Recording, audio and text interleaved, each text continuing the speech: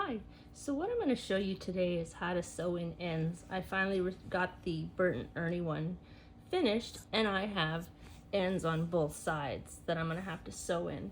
So what we start, you can pretty much start anywhere. I use a darning needle, and I have some scissors, a 4-inch blade. So the first thing I do is I'll just grab any thread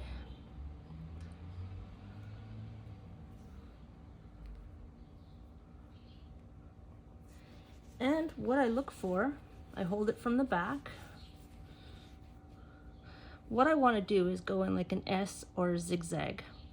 So with the color, I'll check this out. I will put it into the next row through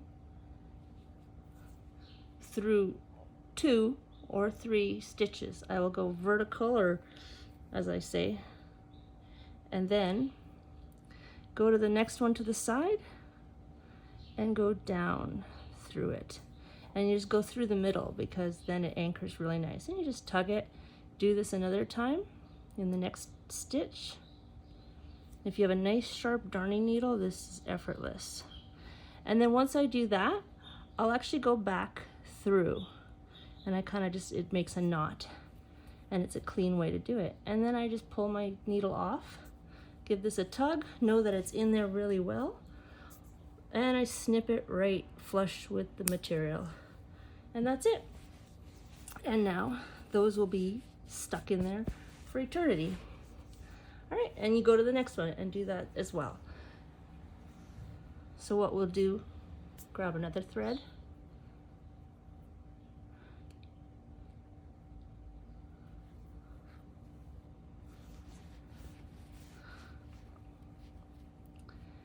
And with this one, you just gauge, we're gonna go to the right. So I'm gonna put my needle in to the stitch above it,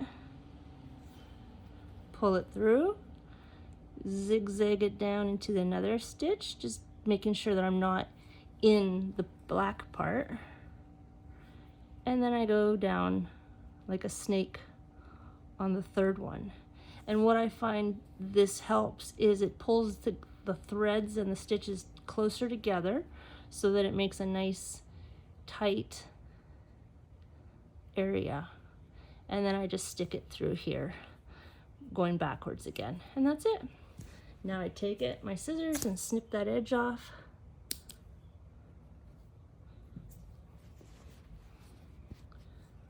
Next one.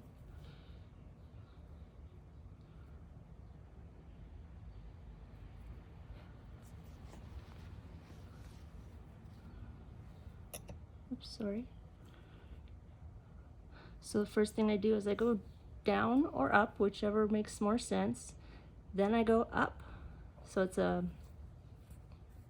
opposite, and then I go down again.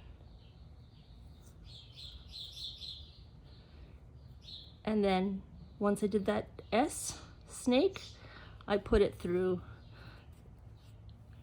backwards stitch there, and it anchors it.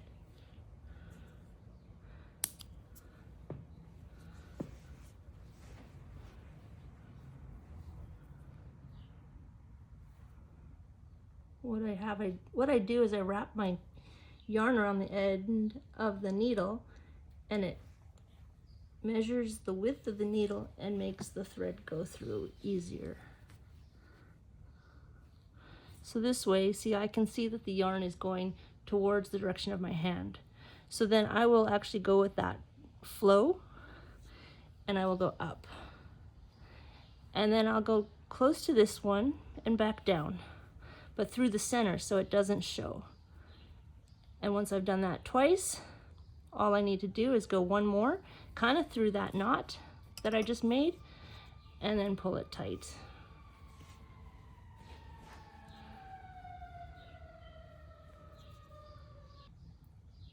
And now I just cut the end off. There. And that's it. And it will be time consuming, and I'll have to go through all of these ends that I created, but in the end I'll show you what it'll look like. I'm excited to continue. Thanks for watching.